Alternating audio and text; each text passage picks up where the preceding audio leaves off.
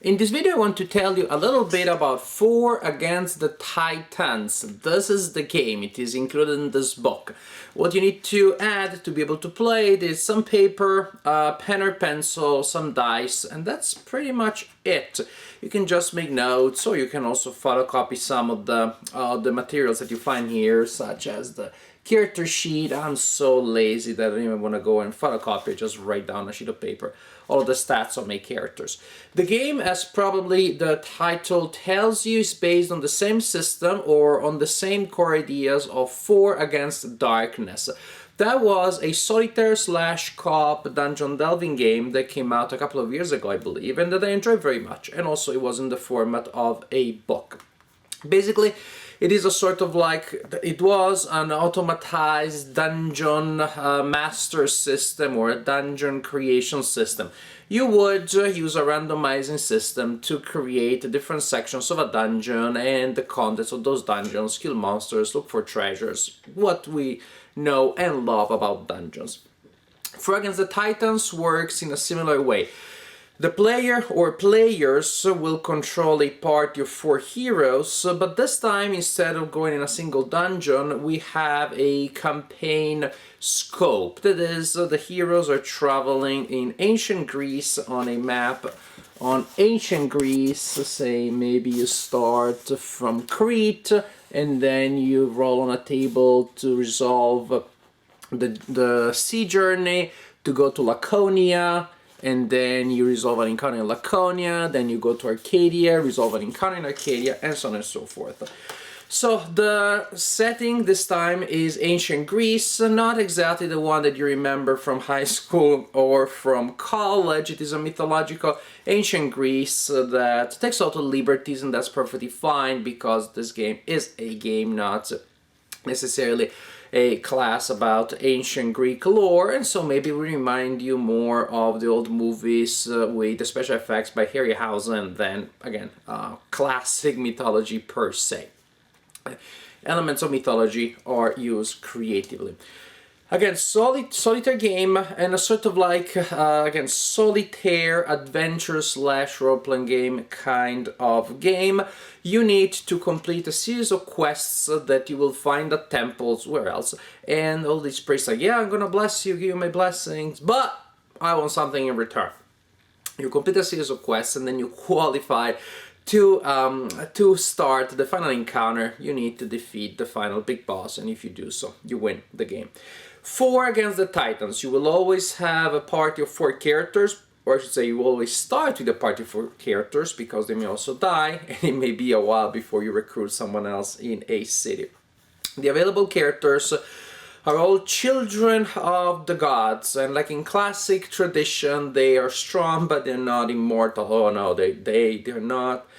They don't have a hard time dying in my experience. And so, for example, you have the child of Apollo, the child of Aphrodite, and so on and so forth. For most of them, you can even recruit multiple siblings of the same god, and they have different abilities. The child of Apollo is better with the bow. Child of Aphrodite is very, very social, very amiable, can manipulate people's reactions. Child of Hermes is very fast, can scout ahead of the party, and stuff like that. You form your group of 4 heroes, and they have stats such as life, always important. When it goes down to 0, the hero is dead. Level, which is, you always start at level 1, and there are several effects that of course will change when you level up. Role-playing game style, you get bonuses, you unlock new abilities, things like that. You have equipment. You start with some equipment. More likely than not, you also will start with some limitations about equipment, like this class does not use shields or does not use heavy armor, stuff like that. And also, you will have special abilities and unique traits. So you form your characters, all starting level 1, some life, some abilities, some weapons, possibly, and some limitations, and you're good to go, and you start adventuring. In a sense, I don't know if you ever played any games by 2 Hour War Games, those games that are sandbox worlds in which You also have a map, and you go to a location, you roll on a table, see what you encounter, or the type of encounter that you encounter, then you go on a more specific table to see more in detail what that is, and then you simply react to that. Well, pretty much this is what 4 Against the Titans is. It is a campaign setting generator that will throw random events at you, and then you need to deal with them. To give an example, if you are traveling, if you're journeying between regions, then you will roll a d6 on the journey table or on the sea journey table and see what happens. The general idea is that you can get stuck between regions on these journeys. In fact, you need to roll a 5 or a 6 to go on to the next region. And this is one thing that I'm a little bit conflicted about, not entirely sold. I like a system in which you roll a die and you have an encounter because you rolled a 1, and then if you roll again on the same table in the same journey and you roll a 1, instead of going back to a category that you already encounter, you go to the next one, so that you're not stuck in case of really bad luck encountering bandits because you roll a 3 4 times, and that may take a while to resolve, may make the game very hard, and also just slows down the pace of the game because you want to go to the next darn region on the other side of these endless hordes of bandits or whatever it is, or pirates or whatever it is that you're encountering.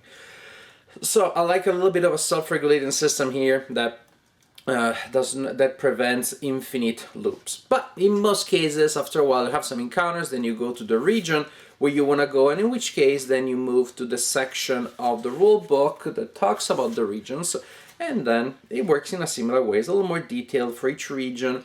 You have a general description of the region, and then an encounter table. You roll 2d6s and you see what happens. In a sense, once you have the basic rules, the game is mainly self-explanatory because the text tells you encounter these monsters, do this, they do that. They want to be they can be bribed, or you need to fight against them to the death, or you can try to do this or that. Again, it's verbally based, so a lot of stuff is self-explanatory. The idea is, again, you encounter monsters, sometimes you bribe them, sometimes you have to fight them to the death, sometimes you fight them, but after they take a number of hits or a number of people in their party is killed, they may flee. And then you continue like this. Again, continue like this, exploring places, finding magical items, picking up, accepting quests, resolving quests, dying, and then going to the next city and trying to recruit a new person. When you have certain requirements, you can level up, etc., etc., etc. Again, in a certain sense, it's also like a game book because of the strong verbal base of the game and because so many of the things are self-explanatory. However, the combat system is probably something that you will want to know about, and that is resolved in a more traditional gamey fashion. Roll dice and adjust stats. What happens is this.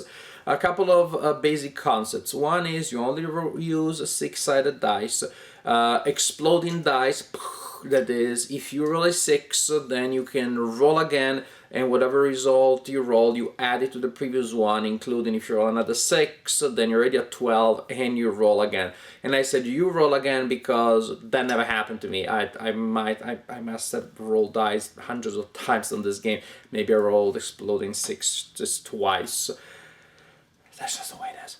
Another thing is that in this game, you only roll for the heroes. The monsters are non-playing characters controlled by the system, and so when you roll dice is because you're attacking, or when the monsters are attacking, you're rolling for your own defense. So like I'm rolling the attack of the monster, I'm rolling the attack of the hero. I'm rolling the attack of the hero, and I'm rolling the defense of the hero against the monster. It seems like it's an important point because it allows a single stat for the monsters, which is the level of the monster, to work both in attack and defense.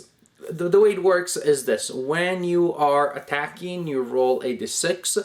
You apply possible modifiers that may come from the situation, they may come from your abilities, may come from weapons, maybe good or maybe bad.